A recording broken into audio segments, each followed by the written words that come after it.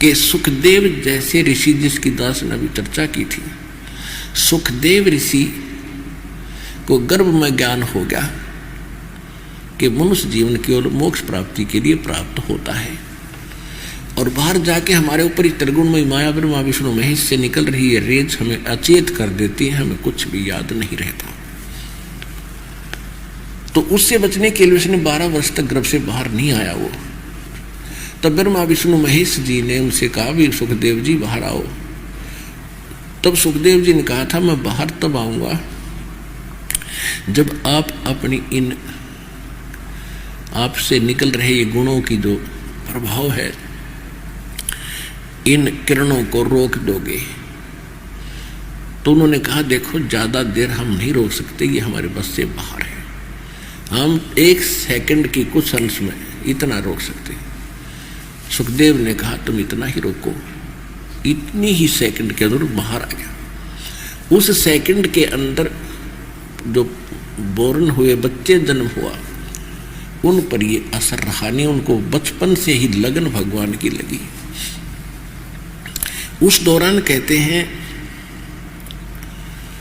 84 सिद्ध और 9 नाथ, 93 और 94 मां सुखदेव, ये 94 आत्मा उस सेकंड उस अक्षण में जन्म लिया था, और ये सभी को भगवान की याद बनी रही। उनमें से 9 तो नाथ बन गए, ये जलंधर नाथ, मत्स्येंद्र नाथ आदि, और 84 एक सिद्ध पर हो गए थे। जैसे वो आत्माएं जैसे 84 सिद्धों में गिनती होती है उन महापुरुषों की, 84 पर, जैसे दुर्वासा जी थे, अगस्त ऋषि थे जिसने 100 वो पी लिया समंदर। तो इस प्रकार उन्हें चेतना तो रही, भगवान पाने की कसक भी रही, संसार असार भी नजर आया, लेकिन समाधान नहीं मिला उनको।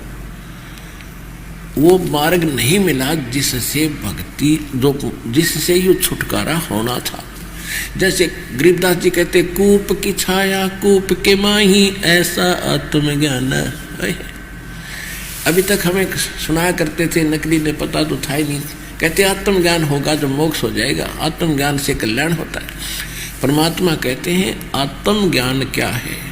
आत्मज्ञान से नहीं, केवल आत्मज्ञान से नहीं, परमात्म ज्ञान भी साथ चाहिए। आत्मज्ञान तो ये है कि मनुष्य जीव, हम कौन हैं, हम जीव हैं। मनुष्य जीवन मिला किस लिए? कि मोक्ष प्राप्ति के लिए मनुष्य जीवन प्राप्त होता है। ये तो हो गया आत्मज्ञान। और यदि वो समाधान नहीं मिला, परमात्मा कौन है, कैसा है, कहाँ रहता है, कैसे मिलता है, वो परमात्म ज्ञान। कहते कूप की छाया कूप के माही, कुएं की छाया कुएं की अंदर अंदर ही रह जाती, उसका बाहर कोई अस्तित्व नहीं, उसका कोई यूज नहीं बाहर, उसका कोई लाभ नहीं। कहते कूप की छाया और कूप के माही तुम्हारा ऐसा आत्मज्ञान। इस काल के कुएं में घेरे में पड़े हो, आपको पता भी लग गया कि हम दुखी हैं, जन्म मरण के कष्ट से दुखी हैं, और मनुष्य जीवन केवल मोक्ष प्राप्ति के लिए है। यानी घेरे से निकलना चाहिए उस कुएं से, और कुएं से निकलने का साधन आपके पास है नहीं, वो रस्सी नहीं जिसे पकड़कर बाहर आ जाए। तो यहां कहते हैं कूप की छाया कूप के माही ऐसा आत्मज्ञान। सुखदेव ने 84 भुगती बिना पजावे खरवो, और तेरी क्या बुनियाद पुरानी तू पेंडा पंथ पकड़वो।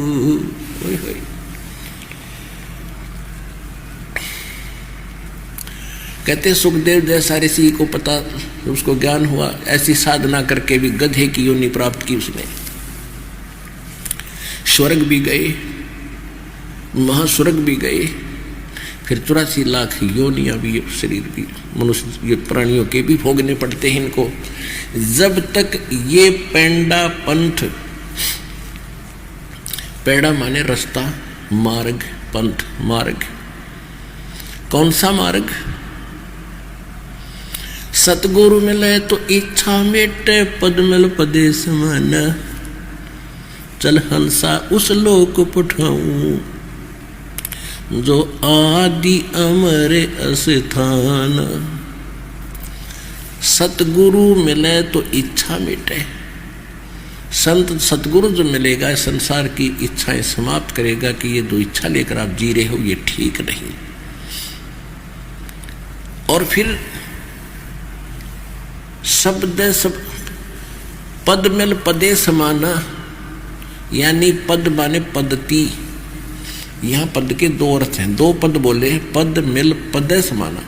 गीता अध्याय नंबर 15 के श्लोक नंबर 4 में कहा कि तत्वदर्शी संत की प्राप्ति के उपरांत परमेश्वर के उस परम पद की खोज करनी चाहिए जहां जाने के बाद साधक कभी जन्म मरण में नहीं आते। और जिस परमेश्वर ने सब ब्रह्मांडों की रचना की है उसी की भक्ति करनी चाहिए, गीता ज्ञानदाता कह रहे। एक तो वो पद और एक पद माने पद्धति, यानी मेथड ऑफ वर्शिप, पूजा की विधि, वो पद। सतगुरु मिले तो इच्छा मिटे, पद मिल पदे समाना, यानी सही भक्ति विधि कंप्लीट कोर्स वो पद मिले, पद्धति मिले, तब उस पद में समाओगे, वहां स्थान पाओगे जहां जाने के बाद कभी लौटकर संसार में नहीं आते। आपका जन्म मरण सदा के लिए समाप्त हो जाएगा। तो ये क्या बताते हैं कि सुखदेव ने 84 भुगती, बिना पजावे खरवो, खर माने गधा। और पजावा होता है एक कुम्हार लोग पहले ईंटें पकाते थे और उस पे क्या करते थे, कुछ स्थान उनके पास थोड़ा सा होता था, बाहर से ईंटें पकाते, ईंटें बना करके गारा से, और वहाँ पकाते थे ईंधन लकड़ी से। वो लकड़ी की जो राख हो जाती थी उसके ऊपर अगली बार उसके ऊपर ही लगा देते थे, उसको उठा कर बाहर नहीं ले जाते थे, फिर रखने का स्थान नहीं होता। तो वो बढ़ता बढ़ता ढेर बन जाता था, काफ़ी 50-60 फुट ऊंचा तक, काफ़ी अच्छी चौड़ाई में।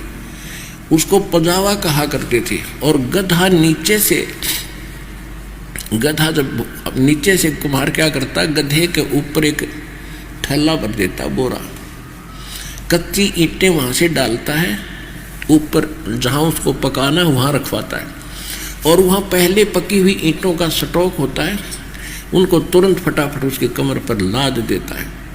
नीचे से लद्दा गया, ऊपर से लद्दा आया, और फिर नीचे जा। तो कहते हैं फिर क्या होता है कि कमर टूट जाती है गधे की, और वो चारा भी घर पे नहीं कर देता, कुम्हार उसको छोड़ देता, बनी जंगल में जा छिप के आ, और शाम को उसका कान पकड़ कर सुबह काम के टाइम घर ले आता है। और उसके बाद वो कमर टूट जाती है, कौवे आते हैं उसकी कमर पर चोंच मार मार कर उसके मांस को खाते हैं। तो पुण्यात्माओं, हमारी आत्मा इतनी कट्टर होगी, इन बातों का असर होना ही बंद हो गया कि ऐसे कैसे होगा, हम तो मनुष्य हैं। मनुष्य कितने दिन हो आप, ये भी याद रखना।